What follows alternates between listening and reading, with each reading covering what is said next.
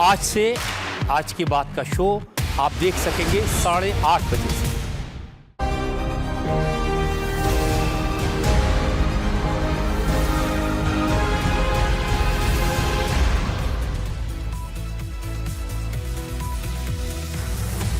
बहुत स्वागत। आप देख रहे हैं कहानी कुर्सी की। मैं हूं सौरभ शर्मा। स्टूडियो में हर्षवर्धन त्रिपाठी जी, विजय त्रिवेदी जी, प्रोफेसर संगीत रागी जी, समीर चौगांवकर जी हमारे चारों मेहमान हैं। एक बार फिर आप लोगों का स्वागत करते हुए कुछ बयान आपको मैं दिखाता हूं जिन पर बड़ा गहमा गहमी हो रही है, काफी रिएक्शंस भी आ रहे हैं इसके ऊपर, और कहने का वाले का क्या आशय था ये समझने की कोशिश हम करेंगे। बात है सारी यूपी के चुनाव की, और यूपी के चुनाव में अपने अपने वोट को या अपने अपने वोट बैंक को कैसे पक्का किया जाए, कैसे इसको चुनाव से पहले तैयार किया जाए, प्रेप किया जाए कि तुम किसके खिलाफ वोट दे रहे हो, किसके लिए वोट दे रहे हो, यह साफ होना चाहिए। अब समाजवादी पार्टी के सांसद हैं, उन्होंने देश के बहुसंख्यक समाज के बारे में एक टिप्पणी की है। बहुसंख्यक समाज मतलब हिंदू समाज। मुरादाबाद से आते हैं और ये राज्यसभा के सांसद हैं जावेद अली। अब इनका बयान भड़काऊ बयान की श्रेणी में आता है कि नहीं आता, ये धार्मिक भावनाओं को ठेस करने वाला बयान है कि नहीं, ये आप लोग तय करें, ये हमारे पैनलिस्ट तय करेंगे। जावेद अली ने कहा कि देश का बहुसंख्यक समाज काफी हद तक जहरीला हो गया है। बहुसंख्यक मतलब हिंदू समाज पर बीजेपी के फैलाए जहर का असर हो चुका है। तो बीजेपी ने जो जहर फैलाया वो हिंदुओं ने ग्रहण किया और हिंदुओं की मेजर आबादी वो जहरीली हो गई है। सुनिए।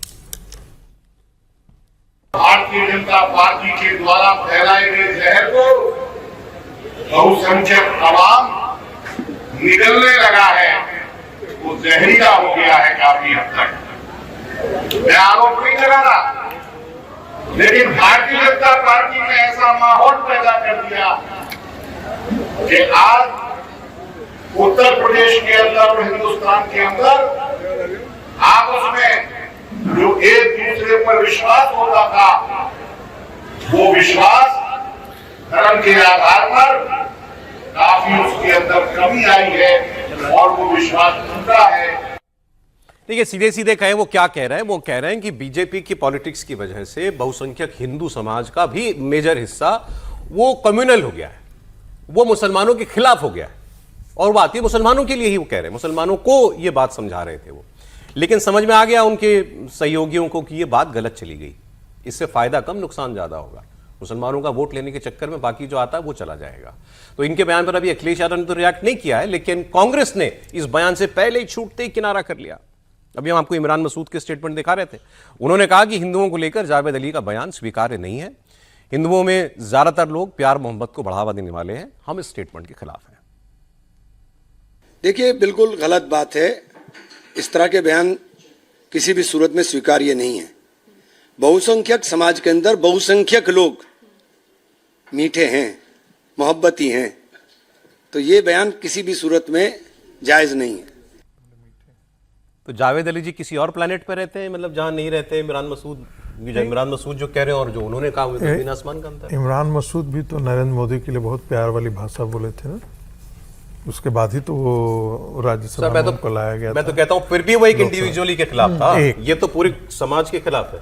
मुझे लगता है, देखिए, मुस्लिम मानसिकता से ज्यादा इस्लामिक मानसिकता के प्रति हिंदुओं में चेतना जगी है और वो अब प्रतिक्रिया करने लगा है। पहले वो प्रतिक्रिया नहीं करता था, तब तक पहले घर पर नहीं पहुंच जाता तो तब तक प्रतिक्रिया नहीं करता, लेकिन जब पूरी दुनिया में देख रहा है, पड़ोस के बांग्लादेश में देख रहा है, वो देख रहा है कि पाकिस्तान के अंदर जो हमारी आबादी थी वो 3% घट करके रह गई है।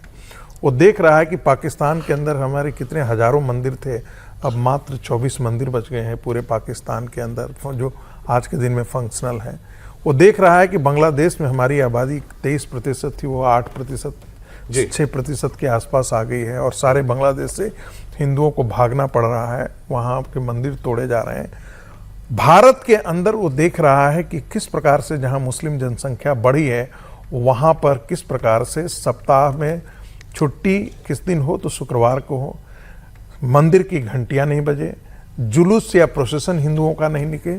इसके प्रति जो राष्ट्रीय स्वयंसेवक संघ ने, हिंदू संगठनों ने जो एक चेतना जगाई थी, मुझे लगता है कि वो हिंदुओं में भावना जागी है उसको वो कि हमें उसके प्रति अब वो तो कि कहेंगे ये ही। मुसलमानों के खिलाफ हिंदुओं के मनों में वो इसलिए कहेंगे भरा गया। क्योंकि वो जहर खुद पहले रहते हाँ, हैं। ठीक, अब उस जहर का काट जहर मिलने लगा है तो उनको थोड़ी सी परेशानी होने लगी है। आप ये कह रहे हैं हिंदू समाज रिएक्ट करने लगा है, पहले नहीं मैं करता था। हिंदू समाज बहुत कम जागा है, लेकिन जागा है। अच्छा ठीक है सर, इस पर एक जुड़ता सही बयान है वो और सुना देता हूं मैं।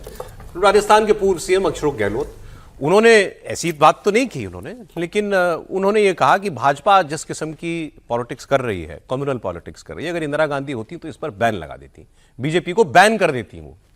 फिर उन्होंने कहा कि क्या केवल हिंदुओं की राजनीति करेगी भारतीय जनता पार्टी, देश में और लोग नहीं रहते। उन्होंने कहा कि 403 सीट पर यूपी में लड़ती है, 5 सीट नहीं दे सकती मुसलमानों को। पहले तो कहने के लिए ही चलो मुख्तार अब्बास नकवी, शाहनवाज हुसैन ऐसे नेता भी थे, अब तो वो भी पार्टी में उनका भी कोई रोल नहीं रह गया। ये कह रहे हैं अशोक गहलोत। धार्मिक ध्रुवीकरण कर रहे हैं लोग जानबूझ करके। 400 सीटें हैं, 402 या 404 यूपी में, एक सीट मुसलमान को नहीं दे रहे हो आप, और आप राजनीतिक पार्टी हो। अरे आप दिखावटी दे दे 5 सीटें बताने के लिए देशवासियों को हम तो बिल्कुल हिंदुत्व वाली पार्टी है।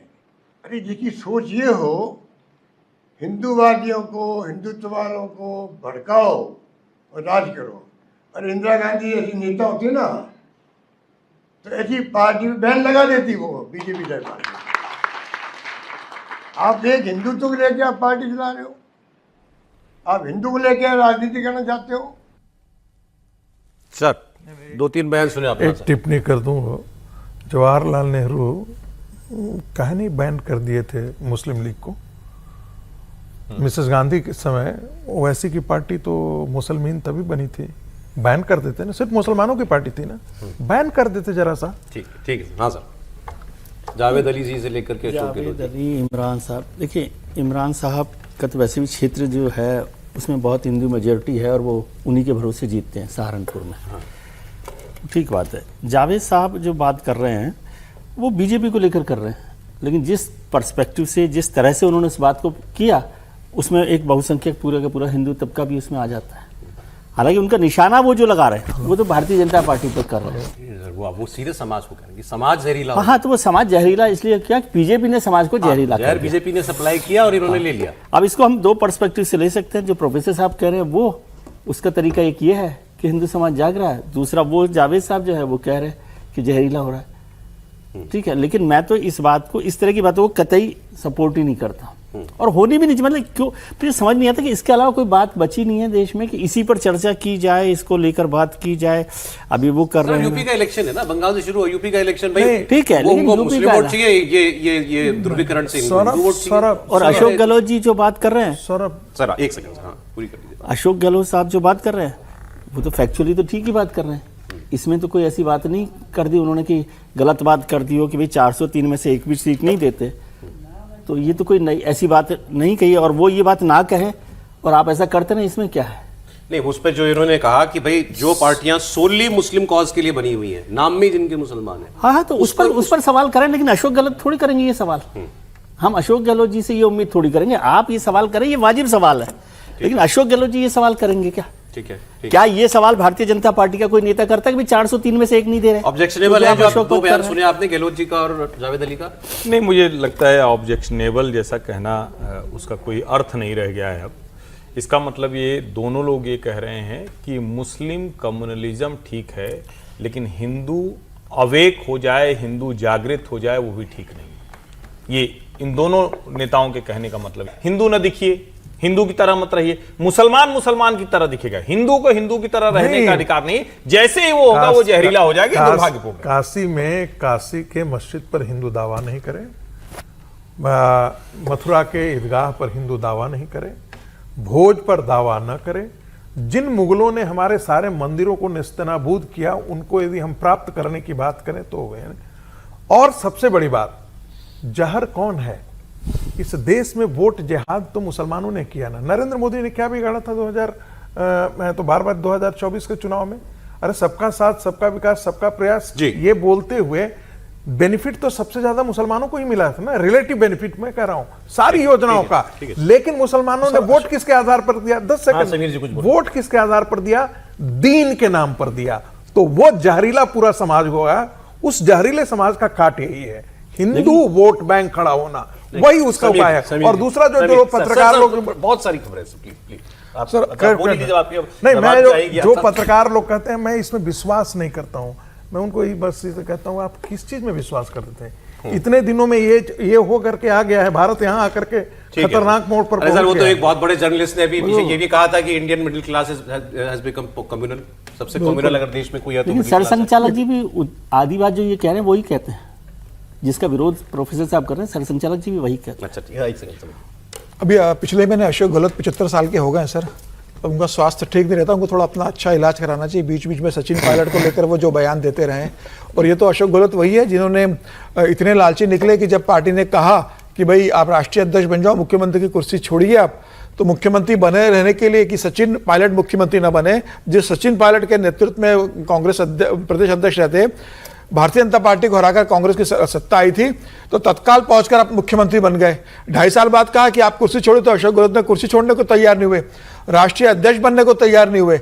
चुनाव में कांग्रेस को राजस्थान में हार सुनिश्चित हो जाए, ये अशोक गहलोत ने सुनिश्चित किया कि किसी भी तरीके से वहां पर पार्टी, बिल्कुल अशोक गहलोत के कारण वहां पर पार्टी हारी है। और उसके बाद सचिन पायलट को जिस तरीके से साइड करने की लगातार कोशिश करते रहे कि वह उसको प्रदेश अध्यक्ष नहीं बनने दिया, और अभी भी इस उम्र में भी अभी चाह रहे हैं कि मैं अगला मुख्यमंत्री बनूं, अपने बेटे को वैभव को सिर्फ सांसद लड़ रहे हैं सर। मुझे नहीं लगता पार्टी में कुछ, लेकिन पार्टी को जिस तरीके से खत्म किया, अपने बेटे को सांसद, वैभव को सांसद बनाने के लिए जिस तरीके से उन्होंने वहां पर किया, उसके बाद ही अपने बेटे को सांसद नहीं बना पाए, तो कांग्रेस के तो सबसे पहले अशोक गहलोत को पार्टी से निकालना चाहिए, राजस्थान में अगर पार्टी को बचाना है। समीर जी आपके साथ चाहिए मुझे इसमें, टीएमसी जैसे टूट रही है, वो तो खबर है ही। अभिषेक बैनर्जी लगातार उनके खिलाफ जैसे अलग अलग मामलों में जांच हो रही है, उनकी कानूनी मुश्किलें बहुत बढ़ने वाली हैं।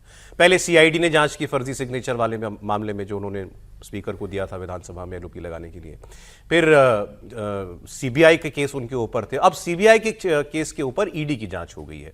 दरअसल शिक्षक भर्ती घोटाला हुआ था, और वो घोटाला हुआ ही था क्योंकि उस वक्त के जो मंत्री थे, पार्थ चैटर्जी, शायद वही थे ना, पार्थ चैटर्जी, वो तो जेल गए थे, करोड़ों रुपए उनकी महिला मित्र के फ्लैट से मिला था।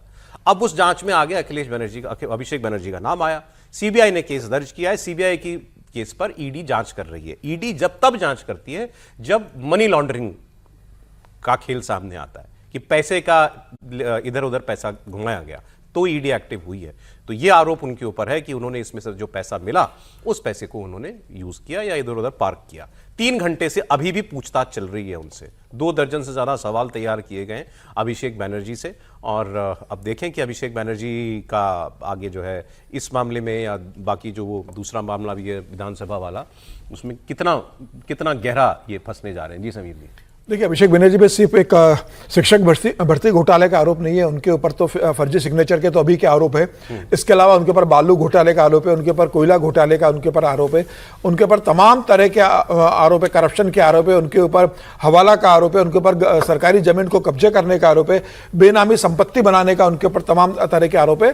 तो लिस्ट बहुत लंबी है अभिषेक बनर्जी के ऊपर जो आरोप लगे, और मुझे लगता है कि सारी एक बार अभिषेक बनर्जी के खिलाफ जांच होना चाहिए, और अभिषेक बनर्जी मुझे लगता है गिरफ्तार होंगे। इतने ज्यादा उन्होंने भ्रष्टाचार किया है, करप्शन किया है, पैसों का हवाला किया है, जिस तरीके से उन्होंने संपत्ति बनाई है, जिस तरीके से भ्रष्टाचार किया है, अब मुझे लगता है कि वाकई में शुभेंदु अधिकारी को एक आयोग बनाकर इतना ज्यादा करप्शन हुआ है कि कोई एक जांच नहीं है, किसी भी ईडी एक मामले की जांच करेगी, इनकम टैक्स तो बच जाएगी, होना ही चाहिए। अभी तक क्यों नहीं, मुझे लगता है सबसे बड़ा प्रश्न है। अभी तक तो अभिषेक बनर्जी को ईडी ने गिरफ्तार कर लेना चाहिए था, इतना पुराना मामला है, इतना उनके खिलाफ पुख्ता सबूत है, उसके बाद भी सिर्फ आप पूछताछ करके छोड़ रहे हो, तत्काल गिरफ्तार होना चाहिए अभिषेक बनर्जी। पुष्पा की तस्वीर जिसकी वजह से जो है वो चुनाव जो है दोबारा कराना पड़ा था फालता का, तो 3 से तीसरी परेड है सर इस आदमी की ऐसे। एक तो हाफ पैंट में घुमा रहे हैं पुलिस वाले, तो पहले हाफ पैंट में घुमाया, पहले बार में मैंने ये सच बता रहा हूँ, पहली बार हाफ पैंट में घुमाया तो लोगों ने कहा मजा नहीं आया, फिर अगली बार हाथ जोड़ के घुमाया, जूते उतार दी पैरों के, नंगे पैर भी है, यस आपने ठीक है, नंगे पैर है, हाथ जोड़ के अपने एरिया में चल रहा है। इससे बड़ी आप शर्म की बात क्या, कान भी पकड़ रहा है अपने ही एरिया में, जहां से सांसद था भाई, जहां का डॉन था, विधायक सॉरी। देखिए, ऐसे लुच्चों की औकात तो यही होती है, ये समझिए, सत्ता के बूते पर कोई भी वो कर सकता है जो जहांगीर ने किया। उसके लिए न कोई ताकत होने की जरूरत है, न कोई साहस होने की जरूरत है, कोई भी सत्ता हाथ रख दे तो कोई भी गुंडा बन सकता है, लेकिन उसका हर्ष यही है। और बाकी तो अपग्रेड कर दिया है ना, देखिए वो वाला जो पटरे वाला होता है वो नहीं पहनाया, बढ़िया हाफ पैंट खरीद के दिया, अच्छा वाला पहनाया है, तो ये काम किया। लेकिन सचमुच यहां पर मैं पूरी तरह से पश्चिम बंगाल की पुलिस के साथ हूं। इस तरह के लोगों का जब तक ऐसा इलाज नहीं होगा, जो डर भय की बात होती है ना, उसको तो आपको दूर का। और मैं मतलब कई बार कुछ चीजें होती है ना कि आज के समय में मानवाधिकार है, वीडियो है, फलाना है, लेकिन ऐसे लोगों का ये इलाज बहुत जरूरी है। एक अंत में खबर की बात और कर लेते हैं। कल उद्धव ठाकरे ने अपने 9 लोकसभा सांसदों की मीटिंग बुलाई थी। इसमें से 4 जो है वो मातोश्री गए थे, 1.5 घंटा, वो भी 1.5 घंटा लेट पहुंचे थे, और 5 नहीं आए। किसी न किसी बहाने से मातोश्री ऑनलाइन मीटिंग में जुड़े। अरविंद सावंत, अनिल देसाई, संजय दीना पाटिल और नासिक के राजा भाऊ वाजे, ये 4 जो थे वो वहां पर मौजूद थे। बाकी व्हाट्सएप कॉल के जरिए किसी जरिए जुड़ गए थे वहां पर। खबर ये अब संजय राउत जी ने इस मीटिंग के बारे में कहा कि ये रूटीन मुलाकातें हम वक्त वक्त पर मिलते रहते हैं, और हम सभी 9 लोग जो हैं हमारे वो मीटिंग के अंदर शामिल थे। अब लेकिन ये बात तो तब चली थी कि भाई सांसद ये शायद टूटने वाले हैं, इसीलिए मीटिंग बुलाई, या सच में कुछ नहीं है ऐसा? सही नहीं, उसीलिए मीटिंग बुलाई थी। जिस तरीके से चर्चा चल रही थी कि भाई कभी भी शिवसेना में बड़ी टूट हो सकती है, और मुझे लगता है कि वही बात करने के लिए उद्धव ठाकरे ने बुलाया था, शॉर्ट नोटिस पे बुलाया था। हालांकि 5 सांसदों का ना आना, जबकि शिरडी का सांसद तो बॉम्बे में ही थे, मुंबई में होने के बाद वो क्यों नहीं बैठे शिरडी के जो सांसद है शिवसेना के। मुझे लग रहा है कि कुछ तो गड़बड़ है। ऐसी स्थिति में तो सांसद जरूर पहुंचता ना, जब उनके बारे में चर्चा चल रही कि टूट होने वाली है। उद्धव ठाकरे ने बुलाया है तो वो चार्टर्ड प्लेन पकड़ कर आते, ट्रेन पकड़ कर आते, वैसे भी आ जाते। बहुत समय था उनके पास पहुंचने के लिए। 5 लोगों का ना पहुंचना निश्चित रूप से चिंता की बात है। ये तो गंभीर मुद्दा है, और मैं समझ रहा हूँ कि भाई ये क्यों बुलाते हैं, क्योंकि पार्टी लीडर को तो पता ही होता है ना कि कौन उनके साथ है कि नहीं है। उनका मकसद केवल यह है ये बताना कि भाई आप जो 9 में से 7 बता रहे थे कि वो 2/3 हो जाएगा, वो नहीं है, मेरे पास 4 है, तो ये 2/3 नहीं है अभी 2/3 नहीं है। बाकी 5 लेकिन गए मान लेकिन ये फोटोज बेकार हो गई सर। अब टीएमसी के बाद ये फोटोज किसके साथ थी? कल की फोटो, इस पर डेट डाला कीजिए कि कल थे। नहीं, फिर आप चला, बाकी 5 जो है वो मन से जा चुके हैं, आए नहीं है ना, और कैसे जाते? मैं तो ये कह रहा हूँ कि ये खबर मान लो ये फोटो नहीं होती तो जब होते जाते, जब होती। अब उद्धव जी ने इस खबर को 3 दिन पहले बता दिया। सर अब आपसे बस मुझे 15 सेकंड का रिएक्शन चाहिए। राबड़ी जी का बंगला खाली करने का आखिरी दिन है आज। अगर आज भी उन्होंने बंगला नहीं छोड़ा तो फिर सरकार को बाय पर फोर्स खाली कराना पड़ेगा। आपको लगता है खाली कराना चाहिए? बिल्कुल कराना चाहिए, 5 सेकंड में बोल दिया। और दूसरा वो जो उन्होंने कहा ना कि पुलिस बहुत अच्छा करवा रही है, पुलिस नहीं करा रही है, बंगाल की सरकार धन्यवाद के पात्र है। पुलिस तो इनको लोगों के साथ खड़ी होती थी, इन्हीं गुंडों के साथ नहीं, निकालना चाहिए। एंटाइटलमेंट नहीं है कि 10 जनपद की तरह आप पकड़ करके बैठ गए तो बैठ गए। चले, बहुत सारी खबरों पर बात हुई, बहुत धन्यवाद त्रिपाठी जी, विजय जी, प्रोफेसर साहब, समीर जी, बहुत धन्यवाद आपका। कल फिर मिलेंगे 1 बजे।